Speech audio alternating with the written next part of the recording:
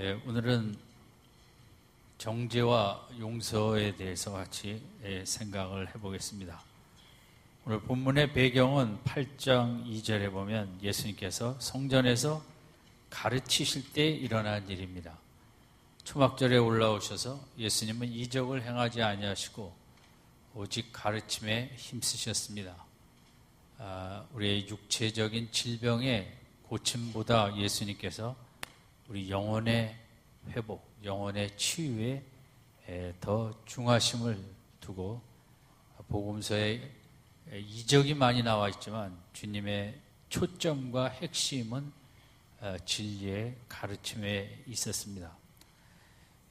그런 때 이제 우리들이 잘 알고 있는 서기관과 바리새인들이 간음 중에 잡힌 여자를 끌고 와서 예수님께 어떻게 하면 좋겠냐고 물었습니다. 그래서 몰라서 그런 것이 아니라 예수님의 대답에 따라 예수님을 정죄하고 곤경에 처하게 하기 위해서였습니다. 그래서 5절에 보면 율법에 이러한 여자를 돌로 치러 명하였거니와 선생은 어떻게 말하겠나이까.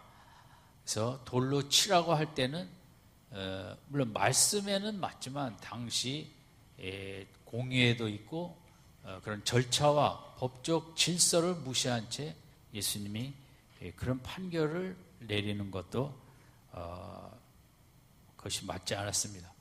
또 용서해 주라는 것도 엄연한 범인을 용서하라는 것은 법을, 하나님의 말씀을 위반하는 것이기 때문에 참 이렇게 해도 걸리고 저렇게 해도 걸릴 수 있는 교묘한 자리에 이들이 예수님을 몰고 간 것은 그만큼 예수님이 싫었고 예수님이 많은 사람들의 그런 환호성과 능력과 가르침에 따라가는 것에 대한 시기와 질투가 있어서 어떻게 해서든지 세례요한처럼 예수님을 감옥에 가두든지 지휘하든지 이제 그런 목적으로 이렇게 치밀하게 계획을 짜서 이 난감한 문제를 이렇게 대답해도 걸리고 저렇게 대답해도 걸릴 수 있는 그런 상황을 만들어 이제 예수님 앞에 나온 것입니다. 그러니까 이것은 예수님의 죄를 만들어내야 되는데 정죄해서 그 대가를 치르게 하기 위한 하나의 과정이라고 할 수 있습니다. 우리는 이 땅을 살아가면서 많은 정죄를 당합니다. 물론 잘못해서도 당하고 또 뭐 꼭 그렇지 않은데 이렇게 오해를 해서도 당하고 법정에 그런 법을 위반해서 정죄도 당하지만 우리끼리 그런 이제 사적인 정죄도 상당히 많이 하게 됩니다. 가족 간에 얼마나 정죄를 우리가 하지를 원치 않으면서도 자녀들에게 숙제 안 한 것에 성적 좋지 않은 것에 대해서 우리는 판단하고 정죄하고 죄인 양 공부 못하는 것을 죄로 몰아가는 게 우리들의 모습입니다. 또 각종 문화가 우리를 얼마나 정죄하나 모릅니다. 왜 거기 남들은 다 수술하는데 수술을 안 했다는 왜 아직도 살이 그만큼 남아있느냐 뭐 이렇게 각종 문화들은 끊임없이 비교하고 우리를 경쟁 속에 숫자로 대비하면서 TV의 많은 프로그램 광고들은 어떻게 자칫 우리를 내막적으로는 정죄하는 그런 의도가 저는 보인다고 생각합니다. 그래서 이 죄인의 자리를 벗어나기 위해서 이것도 있어야 되고 저것도 있어야 되고 이 세상 자체가 외모, 실적, 학벌, 권력, 물질 뭐 이런 모든 것들로 그것이 부족할 때 죄인 취급하는 뭐 이런 분위기 속에 우리를 옥죄어들고 우리를 정죄하는 그것은 아무런 하나님이 만드신 특이한 작품임에도 불구하고 내가 나를 정죄하게 만드는 그런 것이 오늘 우리가 사는 인생의 어려움입니다. 종교적인 정죄의 또 우리들이 어려움이 있습니다. 교회를 가면 기도 안 하느냐, 뭐 안 하느냐, 이 정죄 분위기가 많이 있습니다. 저도 그러려고는 안 하는데 아무래도 목회자인 만큼 이제 기도와 또 예배를 강조하지 않을 수 없고, 그것이 이 어려움 많은 세상에 좋은 예비책이기 때문에 미리 기도하고 미리 능력받고, 그래야 시험 유혹 환난을 우리가 이길 수 있게 이제 교회가 그걸 강조하면서 또 그걸 따라오지 못하시는 분에게 정죄의식을 유발할 수도 있고, 요즘은 좀 덜합니다만 제가 어릴 때나 장로교 엄한 분위기에 상당히 그 정죄 분위기가 강했습니다. 저도 그걸 많이 싫어했고, 교회 가서 마음 편한 것이 아니라 이제 잘못에 대한 지적이 많다 보니까 교회가 부담스럽고 가는 게 편치 않았던 그런 분위기도 옛날에는 많았던 것 같습니다. 어쨌든 이 종교적으로 우리가 교회 안에서 끊임없이 사실 정죄를 합니다. 그 양반 어쩌고, 목사가 어떻고, 장로가 어떻고, 그 교회가 어떻고, 뭐하고, 우리 정죄하는 게 본능입니다. 우리가 죄를 짓는 것도 본능인데, 그것으로 심판하고 판단하는 것도 우리의 아주 익숙한 본능이라 어쩔 수 없죠. 그 주홍굿이라는 소설책이 있습니다. 다니엘 호돈이 쓴, 영화로도 제가 몇 번 봤는데도 이제 기억이 좀 그렇대요. 어쨌든 한 여인이 그 마을의 목회자와의 관계 속에 아이를 낳게 됩니다. 그래서 청교도 시절에 상당히 큰 죄죠. 근데 이 여인이 그 아기 아빠를 대지 않는 것입니다. 아기 아빠는 목사인데 아마 그래서 이제 얘기를 못했기도 안 했기도 했겠죠. 그러나 이 여인은 이제 재판을 받아 A라고 쓴 그 옷을 입고 다니게 됩니다. A는 어덜터리 해갖고 간음한 여인이라. 이 재판은 좀 문제가 있는 거예요. 남자가 와야지 어떻게 여인만 한 게 공의로운 재판이겠습니까? 그걸 좀 어느 정도 기간도 아니고 이렇게 오랜 동안 하게 하는.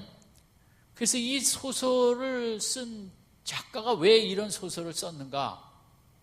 그것은 또 청교도 나름대로의 문제였다는 거죠. 유럽에서 수많은 캐톨릭이 프로테스탄트, 오늘 교회 다니는 사람을 많이 죽이고 핍박할 때 그들은 그것을 이기기 위해 이 나라 저 나라 암스테르담 왔다 갔다 하다가 결국은 신대륙에 가면 종교의 자유가 있대더라. 우리 마음껏 교회를 다닐 수 있대더라. 캐톨릭의 핍박을 피할 수 있다더라 해서 이제 왔는데, 워낙 청교도들도 엄격하다 보니까 이제 엄격한 잣대를 들이대서 한 여인을, 그들은 그런 고백을 했습니다. 우리도 캐톨릭의 한 것과 뭐가 다르냐? 특히 인민재판처럼 그 여인의 속사정보다는 그 아기를 낳은 그거에 대해서 이렇게 혹독한, 우리들이 캐톨릭보다 나은 게 있느냐. 그래서 당시 이제 그런 일들 때 배심원이 있었는데, 배심원이 이제 그 몇 대 몇으로 갈리느냐에 따라서 이제 그런 마녀 재판이 사냥이 된 거죠. 근데 이제 거기에 가했던 사람의 이름도 역사적으로 기록이 돼 있고, 반대한 사람의 기록도 지금 미국에는 거기에 남아 있는 것입니다. 근데 이 다니엘 호든이라는 사람의 그 아버지인가가 거기에 마녀 사냥에 찬성을 하는 가표를 던진 것이 거기 기록해 있는 것입니다. 그래서 이 할아버지인지 아들인지 희미합니다만, 이분은 어떻게 보면 그것의 부당성을, 우리 할아버지지만 그건 너무 지나쳤다. 그래서 어떻게 보면 이제 문제점을 제시하고 속죄하는 마음으로 그 소설을 쓰게 됐다. 이건 좀 아무리 그럴지라도 물론 죄는 벌해야 되죠. 그러나 그것은 또 기간이 있고, 거기에도 성경처럼 죄인에 대한 긍휼도 같이 있어야 되는데, 그냥 혹독하게 세상에 감옥도 아니고 A라고 쓴 옷을 입고 다니며 모든 사람의 손가락질을 받게 하는 이런 것만이 정말 공이고 이런 정죄하는 사회가 이런 교회가 맞느냐 이런 문제였죠.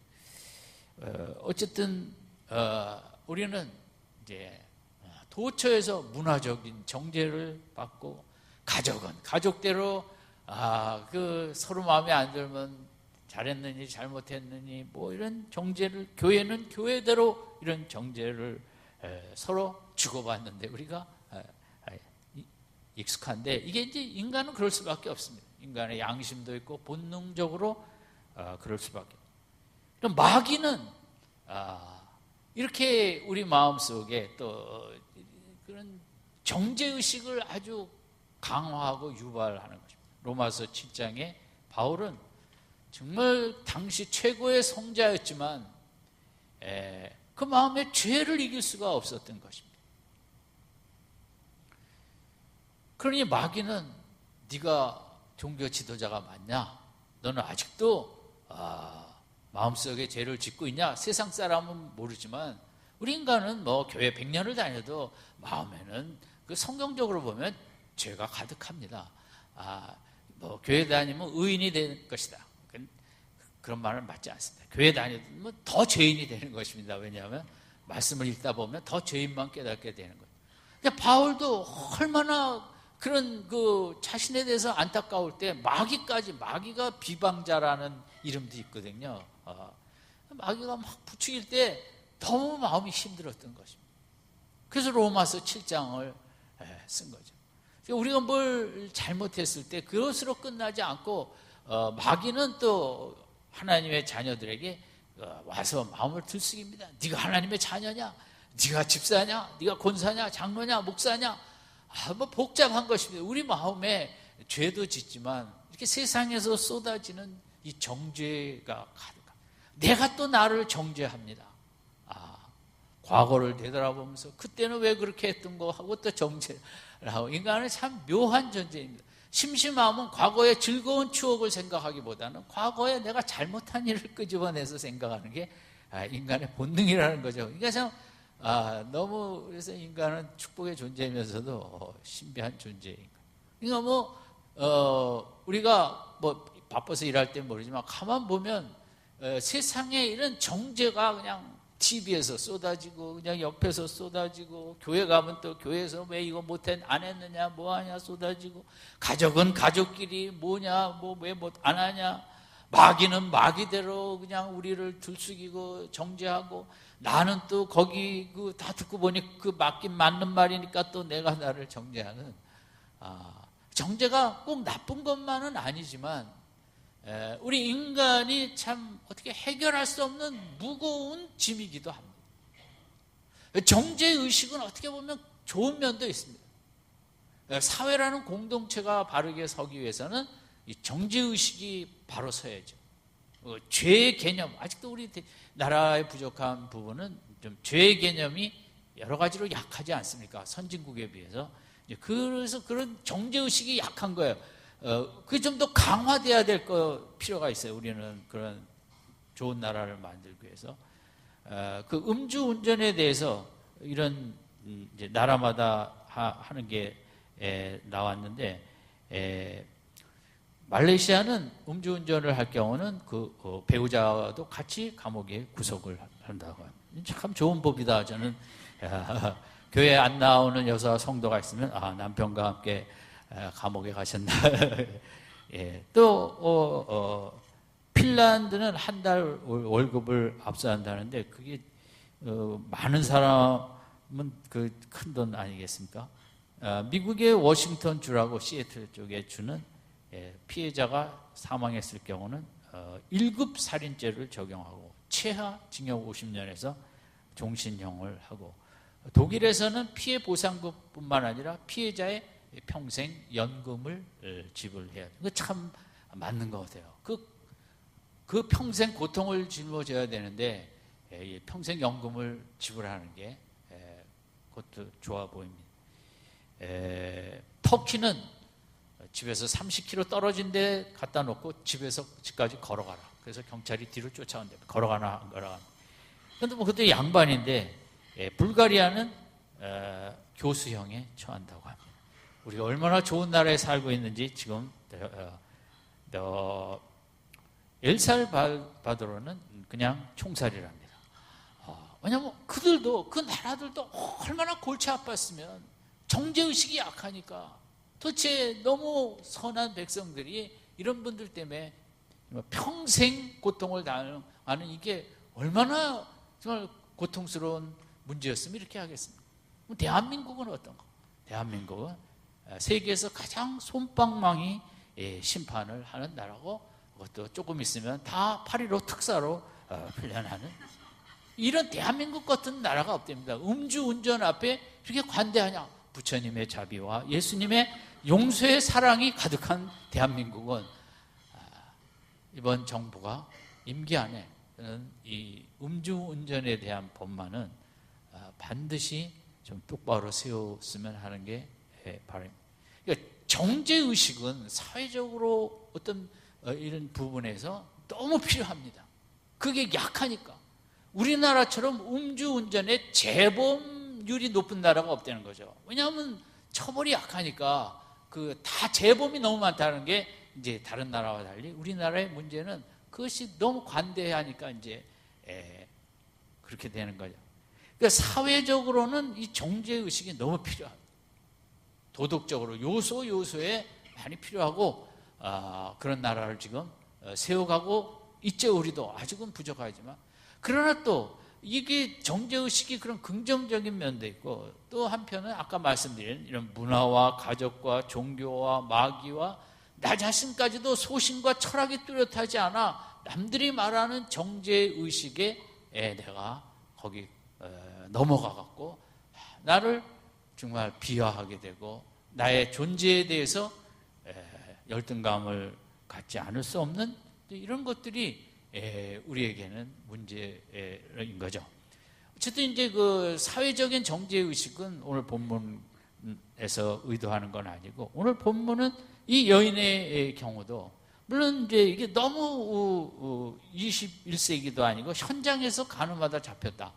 왜냐면 너무 치밀한 사전 계획 없이 이 일이 가능했을까? 당시에 어떻게 그럼 정보망을 동원하고 CCTV를 달아놨으면 그것을 현장에서 잡는다는 것은 거의 불가능한데, 예수님을 정죄하기 위해서 그들이 만들어놓은 이제 교묘한 덫이라고 하겠죠.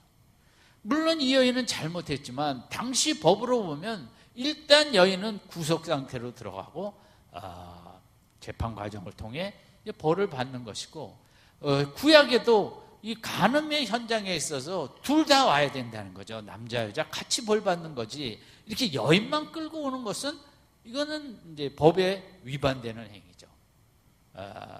어떻게 보면 이 여인도 피해자일 수 있죠. 진짜 나쁜 사람은 남자일 수 있죠.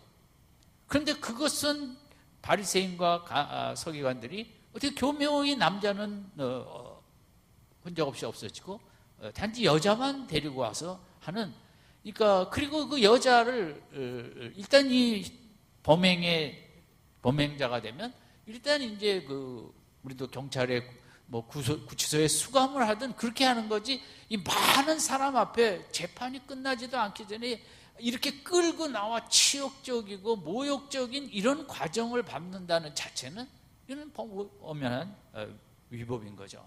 이 사람들이 예수님을 정죄하고자 하는 마음이 너무 강했기 때문에 그 과정 모든 것에 그 법을 위반한 것입니다. 구약의 말씀을 다 위반하면서 남자는 어디로 가고, 또 이렇게 막 사람이 많이 모여 있는데 재판이 사회적인 그들의 그 법적 절차도 밟지 않은 채 이렇게 끌고 와서 예수님 앞에 세워서 돌로 치니까 이렇게 하는 이 자체는 아무리 범죄자지만 너무 그것은 죄는 잘못했지만 인격적인 지나친 모습이죠. 그러니까 이 과정 자체가 너무 자기들도 법을 위반한 걸 알면서도 목적은 하나, 예수님을 정죄하고자 이런 일을 지른 것입니다.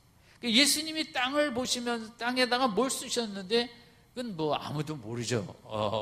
본 사람이 없으니까. 아마 예수님께서 여기 말씀하신 대로 너희 중에 죄 없는 자가 먼저 돌로 치라. 그러니까 너희들은 이 절차상에 하등에 깨끗하고 이 여인은 외적인 죄를 졌는데 너희들은 죄가 하나도 없는 깨끗한 모습으로 이 과정을 이끌어가고 있는가. 예수님은 사실 마태복음 5장에 보면 음욕을 품는 자마다 간음했다 그랬거든요. 예수님의 간음의 척도는 정말 상상 못할 정도로 깊습니다. 음욕을 품었다. 그게 간음이랬다. 그렇다면 하물며 이 여인의 경우는 현장범이니까 정말 큰 죄죠. 그럼에도 큰 죄인을 정죄할 때도 우리가 그 부분의 절차에 대해서 이렇게 막 정말 인간적인 모욕을 극대화하면서 모멸감과 수치심을 유발하는 많은 사람 앞에 끌고 다니면서 이런 식으로 하는 이 부분에 대한 이제 나름대로 뭔가를 쓰셨겠죠. 간단한 말이라도. 그러니까 9절에 보면 그 무슨 글이었는지 그들이 양심의 가책을 받아 어른부터 노인부터 갔다는 거죠. 이게 아마 하여간 예수님이 정말 절묘한 어떤 말씀을 하셨기 때문에 이제 이런 일이 그들이 다 가게 되고 하나도 남지 않았습니다. 우리가 할 수 있는 일은 아니고 예수님이시니 하나님이 주시는 지혜와 또 은혜 따라 이 현장을 이런 식으로 정리할 수 있었겠죠. 그 예수님이 이제 이 부분 이 여인 앞에 한 말씀은 그래도 뭔가 왜 그랬냐? 이런저런 얘기를 하실 수 있는데 예수님은 10절, 11절 두 말씀만 했어요. 10절에는 여자여 너를 고소하던 그들이 어디 있느냐? 너를 정죄한 자가 없느냐? 그래 너를 정죄하고 나를 정죄한 것과 같지만 그랬던 자들이 다 없어졌다. 정죄가 없어졌다는 거죠. 정죄에 아우성치던 무리가 없어졌다. 그리고 11절 같이 읽겠습니다. 시작. 대답하되 주여 없나이다. 예수께서 가라사대 나도 너를 정죄하지 아니하노니 가서 다시는 죄를 범치 마. 예수님은 정말 있을 수 없는 말씀을 하셨습니다. 음욕을 품는 자도 간음인데 나도 너를 정죄하지 않는다. 이게 이제 우리 기독교의 핵심이죠. 이 정죄가 많은 인생 세상 속에 도대체 이 죄 정죄 의식, 내가 갖고 있는 무거운 죄책감, 이걸 도대체 세상에서 어디 가면 해결할 수 있겠는가? 숲속에 들어가면 해결이 될까요? 넓은 바다를 보면 다 훌훌 날아갈까요? 별의별 기기와 과학과 의학과 다 발전했지만 우리들 마음속에 있는 무거운 죄책감, 죄의식, 나도 나를 정죄할 수밖에 없는 이 무거운 마음을 어디서 해결할 바가 없는 게 우리 인간의 실상입니다. 오직 기독교만이, 예수 그리스도만이 이 우리를 옥죄이는 수많은 정죄의 화살을 다 제거해 주시고 나도 너를 정죄하지 않으니 너는 깨끗하고 정결하다. 왜 여기 용서의 축복이 있는 거죠?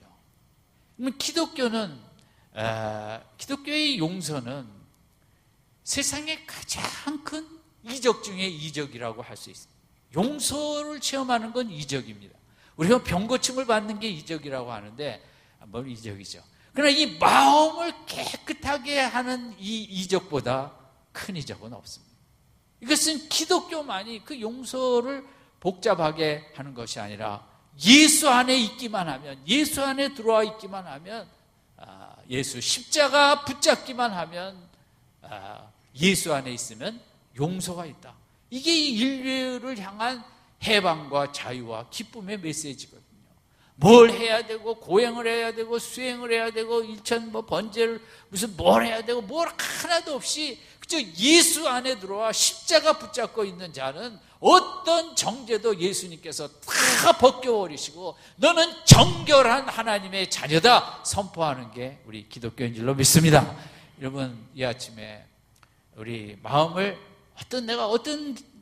무슨 마음의 부담과 잘못과 실수와 뭐 이런 게 있든지 이 시간만이라도 예수 안에 있기 때문에 우리를 향한 모든 정죄는 다 동해의 서에서 먼 것처럼 주께서 다 멀리 없애버리신 줄로 믿습니다.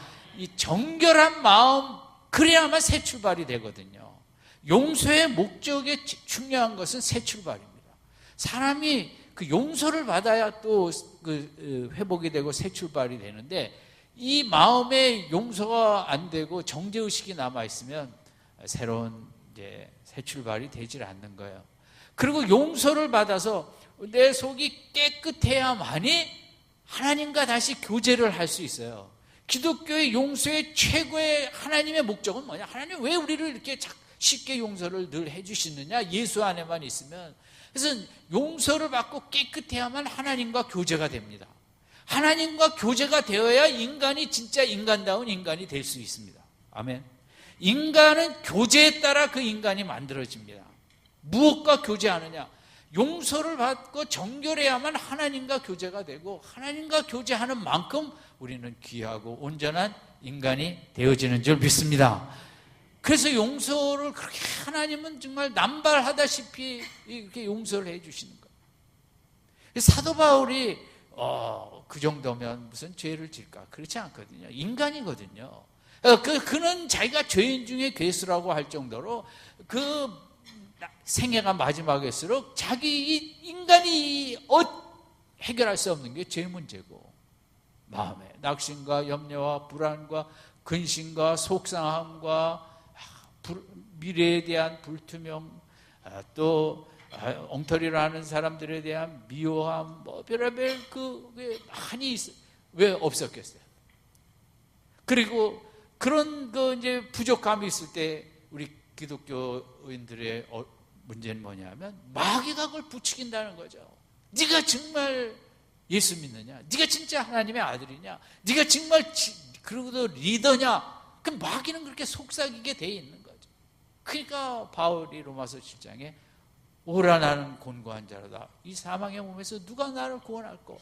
이러면 예수 믿으면 죄를 덜 지을 것이다. 물론 그런 것도 있어요. 사회적인 뭐 이런저런 미워하지 않고 뭐 이런 죄를 더 덜 짓겠죠. 그러나 사람은 죄를 지을 수 있는 기계예요. 기계. 죄 짓는 기계예요. 본능이 낙심하고, 본능이 염려하고, 본능이 불안하고, 본능이 나 믿지 못하고, 나도 못 믿고 남도 못 믿겠고, 우리는 본능이 그게 좋은 것 쪽으로 가지 못하는 그런 우리의 이런 속에 바울도 마찬가지였다는 거죠. 그리고 우리는 또 성경을 보면 볼수록 그냥 정죄의식이 또 들어오는 거죠. 야, 이것도 못하는구나. 이것도 아직도 내가 제대로 못하는구나. 그냥 어떻게 보면, 근데 기독교는 어떻게 보면 이제 정죄의식적으로 몰아간다고도 할 수 있습니다. 바울처럼. 내가 너무 영적인 죄 면에서는 우리가 이제 막 죄인으로 몰아가면서 바울처럼 정말 탄식으로 어찌할 바 모르는데, 거기에 해결책이 로마서 8장 1절이죠. 여러분이 좋아하시고 외우시는. 그러므로 이제 그리스도 예수 안에 있는 자는 결코 정죄함이 없느니라. 우리 한번 같이 외웁시다. 시작. 그러므로 이제 예수 그리스도 안에 있는 자에게는 결코 정죄함이 없느니라. 예, 처음 들어보신 분들이 많아요. 이게 이제 성경에 최고의 구절을 뽑으려면 이건 거예요. 로마서 8장 1절. 세상이 다 정죄의 화살을 던집니다. 가족도 던지고, 부모도 던지고, 자식도 던지고, 남편도 던지고, 아내도 던지고, 교회에서 목사도 던지고, 장로도 던지고, 뭐 다 정죄 화살을 던지는데, 문화 TV에서도 던지고. 그러므로 이제 누구 안에 있는 자에게는, 예수 그리스도 안에 있는 자에게는 결코예요. 결코 네버 결코 정죄함이 없느니라. 우리가 이것 때문에 예수 믿는 거예요. 나를 깨끗하게 씻을 길은 예수 안에 들어가는 길밖에 없어요. 산속에 들어갔을 때 시원한 공기를 마시는 것처럼 내 심령을, 영혼을 마음을 깨끗하게 하는 길은 예수 안에밖에는 없는 줄로 믿습니다. 로마서 8장 1절이 떠나질 않아야 돼요. 그래야 쏟아지는 정죄 화살을 다 물리칠 수가 있어요. 예수 안에 있기 때문에 나는 정결하고 나는 아무런 그런 저촉받을 게 없다. 마귀를 내어쫓을 수 있고 세상이 뭐라 그러든 나는 깨끗한 자고 하나님의 자녀고 로마서 8장을 붙들고 늘 사셔야 돼요. 성경에서 우리가 잊지 말아야 될 그 구절이 저는 로마서 8장 1절이고 또 하나는 십자가 옆 강도죠. 세상 사람은 뭐 최고의 극형의 저주를 정죄를 했어요. 우리가 정확히는 알지 못하죠. 당시 십자가는 그 나라에서 최고의 극형이고 최고의 악질범이거든요. 그러나 그 온 나라의 정죄와 저주의 화살을 맞고 죽어가는 자도 예수 안에 있으니까 오늘날 내가 나와 낙원에 있으리라. 예수 안에 있는 자에게 그 세상에 어떤 그 뭐 무서운 화살을 던져도 예수 안에 있으면 다 맞고 나와 함께 낙원에 있으리라. 그것도 우리가 외워야 돼. 오늘 내가 나와 함께 낙원에 있으리라. 같이 합시다. 시작. 오늘 내가 나와 함께 낙원에 있으리라. 우리는 예수 안에 있기 때문에 낙원에 같이 갈 자예요. 화살에 연연하지 마세요. 그 사람은 정말 죽는 순간까지 화살이 쏟아지고 있었지만 예수 안에 피하였더니 낙원으로 가게 됐죠. 또 하나는 누가복음 23장 34절에 십자가에서 예수님이 하신 말씀 저들을 사하여 주옵소서 자기들이 하는 것을 알지 못하니이다. 이걸 꼭 외우고 있어야 돼요. 자기들이 하는 것을 알지 못하니이다. 시작. 예수님은 항상 우리를 그렇게 보시는 거예요. 뭐 이거 잘못했냐? 왜 이렇게 했냐가 아니라 아직도 나를 잘 모르기 때문에 십자가에 저들이 막 못 박으며 희롱하고 조롱하는 것처럼 오늘도 우리가 이제 뭐 잘못을 하지 않습니까? 예수님의 해석은 간단합니다. 아직도 나를 잘 모르기 때문에 우리가 죄를 억제하고 조금 덜 질 수 있는 길은 예수님을 아는 만큼 죄를 멀리합니다. 교회 오래 다닌다고 되는 게 아니라 예수님을 알아갈수록 죄를 우리가 피하게 돼 있습니다. 예수님은 오늘 우리가 무슨 잘못을 했을 때 거기에 대해서 원인 분석은 딱 한 가지입니다. 아직도 나를 잘 모르고 있구나. 그리고 용서하십니다. 저도 늘 그거 써먹습니다. 주님, 제가 아직 주님을 잘 몰라갖고 또 이렇게 실수를 했습니다. 인간이 할 수 있는 말은 그거밖에 없는 거예요. 내가 정말 주님을 안다면 그런 생각도 안 했겠고 그런 마음도 안 가지겠을 건데 아직도 주님 저는 정말 멀고 멀었습니다. 초보도 아직 못 됩니다. 제가 예수님을 알아가면 그게 바울이 예수를 더 알기를 원한다. 예수를 더 알아가는 만큼 우리는 죄를 이길 수도 있고 물리칠 수도 있고 죄로부터 우리가 자유함을 얻게 되는 것입니다. 이 세 가지 구절은 여러분 이거는 군대의 암구어처럼 우리가 들이댈 때 외워야 돼요. 로마서 8장 1절 시작. 그러므로 이제 그리스도 예수 안에 있는 자에게는 정죄함이 없느니라. 그렇게 없느냐? 정죄함이 못 외웠으면 집에 가서 다시 찾아보고 외우세요. 이걸 믿는 게 기독교인데 적어도 핵심은 믿어야 될 거 아니겠습니까? 핵심. 기독교를 내가 믿는데 뭘 믿고 있느냐? 그러므로 이제 예수 그리스도 안에 있는 자에게는 결코 정죄함이 없느니라. 쉬지 않고 이거를 막으셔야 돼요. 그 정죄 화살들을. 막을 길이 없는 거죠. 이게 최고의 방패죠. 그 다음에 십자가 여 강도처럼 우리가 뭘 해야 돼? 오늘 내가 나와 함께 낙원에 있으리라. 우리는 낙원으로 들어가기로 예정된 자라는 거죠. 그러므로 내가 어떤 자인데 그게 좀 잘못했다 어쩔래? 내가 예수 안에 있으니까 나 상관없다. 나 예수님 안을 씻어주시고 그걸 오늘 내가 나와 함께 낙원에 있으리라. 낙원에 이미 간 자처럼 사는 게 그게 기독교예요. 세 번째는 예수님이 기록한 처럼 자기들이 하는 것을 뭐한다? 알지 못한다. 이 세 가지는 외워야 된다는 거죠. 그래야 우리가 이 마음의 정죄함을 풀고 이기고 자유롭게 사는 거예요. 우리 이번 한 주간도 우리가 뭐 이런저런 과거의 잘못 이제 저도 심심하면 중학교 때 그랬을까 고등학교 때 왜 그랬을까 맨 그 생각하다가 이게 뭐 물론 추억도 좋지만 인간의 본능이라고 생각합니다. 저는. 근데 사실 그때로 돌아가면 내가 잘했겠나? 똑같을 것입니다. 왜냐하면 나 어리니까 그렇게 살고 5년 전에 내가 왜 그런 실수를 했나 탓할 거 하나도 없어요. 미성숙했으니까. 우리가 5년 전으로 돌아가면 똑같은 짓 해요. 그래서 제가 아주 그 부분에 자유함을 느낍니다. 내가 그때 잘못했어. 다 미성숙해서 그런 걸 내가 어쩌란 말이냐. 여러분, 우리에게 이 일주일 살면서 여러 가지 생각들이 떠오르고 내가 실수하고 잘못했던 것들이 나를 힘들게 정죄의 의식을 우리가 갖게 할 것입니다. 3가지 말씀 잊지 마시기 바랍니다. 알아야 아멘을 하죠. 그러므로 이제 예수 그리스도 안에 있는 자에게는 결코 정죄함이 없느니라. 오늘 내가 나와 함께 낙원에 있으리라. 저들이 뭐예요? 자기들이 하는 것을 알지 못합니다. 여러분, 잘못했을 때 너무 뭐하게 생각하지 마세요. 아직 예수님 몰라서 그러니까 예수님 더 나 예수님을 알게 해주세요. 그러겠지. 어떤 회사에 회식 자리에 술 안 먹는다고 상사가 폭행을 했습니다. 너무 많은 사람 앞에 창피를 당해 그 다음 날부터 회사를 안 갔습니다.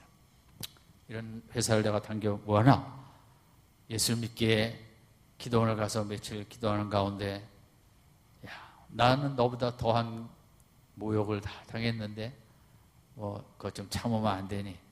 그래서 이제 여러 날 있다가 다시 회사로 나왔습니다. 나왔더니 자기에게 폭행을 했던 자가 여러 가지 죄목으로 인해서 회사를 쫓겨날 위치에 있었습니다. 이 사람이 할렐루야 한 게 아니고 그 사람을 여기저기 다니면서 좋은 점을 나한테 그런 것도 미워서 그런 거겠냐 하면서 사람을 적극 옹호해갖고 이 사람이 다시 회사에 남게 됐다는 거거든요. 우리가 이렇게 나를 깨끗게 한 사람이 남을 용서할 수 있는 거죠. 얼마나 자기를 자책했겠어요. 네? 정말 바보같이 내가 이런 일을 당하고 그러나 그걸 다 씻고 그걸 주님으로 예수 안에서 다 해결하고 나아가 그렇게 그 사람을 용서까지 하고 그 사람이 다시 회사에 있게 돼갖고 이 사람 때문에 예수 믿고 그 사람이 이 사람 때문에 그 회사 신우 회장까지 하게 됐다는 거예요. 여러분, 우리가 남을 용서하는 것도 교회에서 100년 떠들어도 되지 않습니다. 내가 그 용서를 체험해야만 돼. 내가 내 속에 있던 정죄의식 이런 것들을 다 베껴주신 주님의 은혜를 체험하면 남들도 쉽게 용서가 되고 특별히 나를 또 용서해야 돼요. 이 귀한 인생 내가 잘못한 게 있죠. 근데 그것 때문에 무겁게 사는 것을 하나님은 원치 아니하십니다. 그것도 다 내려놓고 인생은 다 실수와 잘못을 통해 배우는 게 인생이거든요. 저도 그렇게 생각해요. 저 목사가 된 게 목회를 할 수 있었던 건 그만큼 실수했고 잘못을 했기 때문에 사람이 그런 것 속에서 자라는 거지 경건서적 한 권 읽어갖고 성장하는 건 없습니다. 여러분, 그 잘못 때문에 실수 때문에 애통해하고 몸부림치고 그래서 성장하는 거거든요. 그래서 저는 그 주 안에서 잘못하고 실수하는 것은 너무 좋다고 생각합니다. 일부러 하지 마시고 어쨌든 그 하는 만큼 우리는 거기서 교훈을 받고 성장하게 되는 거예요. 아무쪼록 여러분, 정죄 사회를 살아가고 있습니다. 무수한 나를 정죄하는 화살들이 쏟아져 오고 있습니다. 그냥 맞지 마시고 나를 못났다 여기지도 마시고 예수 안에 다 물리치시고 다 예수님도 다 뜻이 계시고 인도하시고 그런 모든 것 맡기시고 이 한 주간도 예수 안에서 자유함을 누리고 정결한 모습으로 기쁨의 모습으로 나는 예수와 함께 어떤 화살도 용납하지 않는다. 뚫고 들어올 수 없다. 정결한 마음으로 하나님과 깊이 사랑을 나누며 복된 한 주간을 지내시기를 예수님의 이름으로 축원드립니다.